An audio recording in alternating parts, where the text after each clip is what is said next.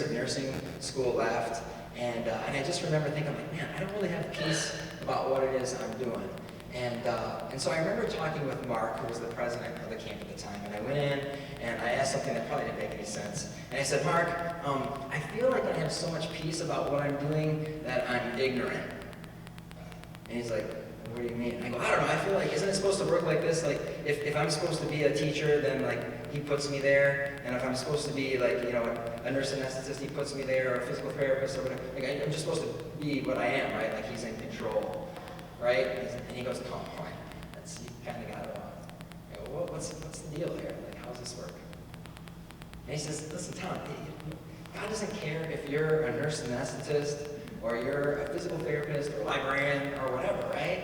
But he just wants you to take your passions and the desires that he's installed in you, right? The talents that he's given you, realize the things that frustrate you, and serve him with your life. Serve him with your life. Serve other people. And serve him by serving other people with your life. So I reflected on that. And if I was really honest with myself, and I thought about why I was going into anesthesia, it was really, if I was being really honest, it was really more about like pride, prestige, and money. And I was like, yeah, we're in the hospital. Got me like, oh, you know. And I'm not throwing anybody that works in the hospital under the bus, I'm not saying that. But for me, right, at that time in my life, right, I was doing it really for the wrong reasons. However, I really enjoyed the field. So I'm not saying that it was a choice between a good and a bad decision, because those are easy, right? I hope you have a lot of those choices that you get to make. Choice between good and bad, I pick good, yay, no problem. But hopefully, and I hope you have this problem, I hope that you get to make a choice between a good, a better, and a best. That's hard. Good, better, best, how do I even know? They're so close together. How do you make that choice? Really? And all you can do at that point in your life is make the best decision. And how do you know it's the best? Well, you've got to look at your motives. What are your motives? And how do you know if they're even right? Because if I was going on about anesthesia, I could really justify, we're good at justifying things. And I could say, well, you know, I can make a lot of money, and that's good, because I can help my mom. Because, you know, it was just me and her growing up. And I could, you know, help people, and I could, you know. But I didn't really take a step back and look at how I was built. How did God make me? What passions, what talents, what things frustrate me, what desires do I have? What was I doing with that? And if I was really honest with myself, I looked and I thought, wow, you know, I love building relationships with kids at camp and people, and here I am going into a profession where I put people to sleep. So, you know, what's up with that? And I kind of still do, so sorry. In advance. But, yeah. So, yeah. So anyway, coming back to that, you know, Jesus said, what would it profit a man to gain the whole world but forfeit his soul? You know, to forfeit who he is. And I don't really believe that I would have forfeited my soul, obviously, if I went into anesthesia. Okay, I'm not saying that. But the point is, I guess, here is what are you going to treasure? Right? As you make these decisions, as you step forward into, right, college, even some of the things that you get involved in, your major, of course, being one of them, right, the people that you hang around, right, the groups that you get involved in, whether they're extracurricular or not. There's a lot of great groups on campus, from just playing some intramural sports, meeting some people. That's awesome, right? There's a lot of Christian groups on campus as well. I encourage you to check out like InterVarsity Christian Fellowship or Campus Crusade. But regardless, right, the question comes down to what are you going to treasure, right? When you make these decisions, do you desire temporary happiness, or do you desire true joy? Do you desire the things of this world? Kind of the breadcrumbs that the culture throws at us and says, this is good enough? Or do you desire the eternal promises and unconditional love that God offers you?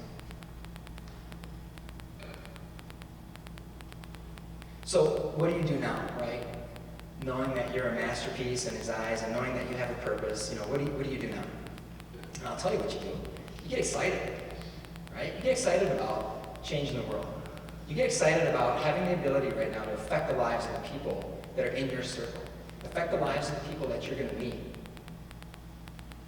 This is exciting for me, and I think about, and all the other old people in here in the room, sorry, right? They'll even agree with me, and that we know as you go off to college, there are going to be friends that you don't even know yet that you're going to make, and things that you get to do that you don't even know about yet. We're so excited for you.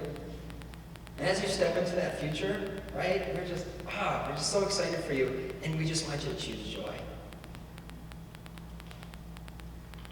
We want you to bring the unique things that God has put inside of your heart and the truths that you know, and surround yourself hopefully with great people. Let me talk about that for a second, actually.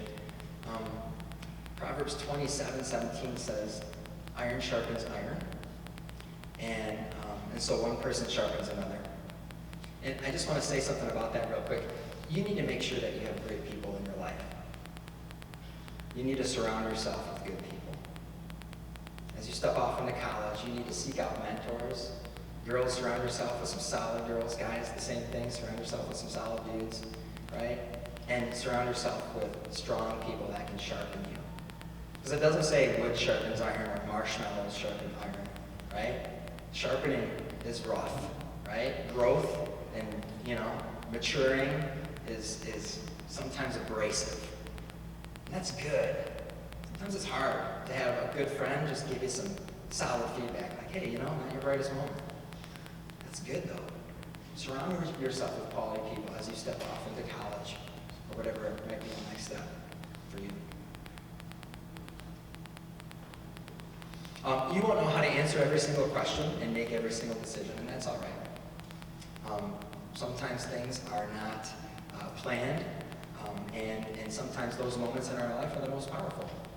And when I think about some of the best things in my life, they came from the unexpected in my life, where maybe I planned really well, right? But God planned better. And that's cool when that happens. As you seek to change the world and walk with purpose with Him, right? He's going to grow you and teach you and make you better than you could ever be on your own. And sometimes that's scary. I remember a few years ago, I was helping to lead a trip out west with a group called Baccalaureate Challenge, and that's an adventure ministry that happens in the summer. And we'd been rappelling down some cliffs, and we were at a 300-foot cliff, getting ready to rappel, and it's definitely something that stretches the students, which is a lot of fun, for sure, hopefully for both. And in fact, one camper who, harness on, triple checked, rope ready to go, she's got her helmet on, leaning over the edge, and she's like, I just can't do it. I'm like, well, what do you mean? What's going on? What's happening? She's like, I just can't do it. I know that things are triple checked. I know we're good to go, but I can't do it. And I'm like, well, why? What's up? She's like, well, I can't feel the harness. I said, well, I know. And you won't until you step over the edge and trust it. The harness isn't going to squeeze you and hold you until you actually trust it. And it's only then that you know it's there. And of course, the analogy here, right, is that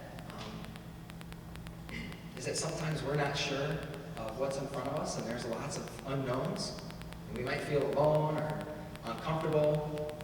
But God says, step with me and let me show you that I'm there.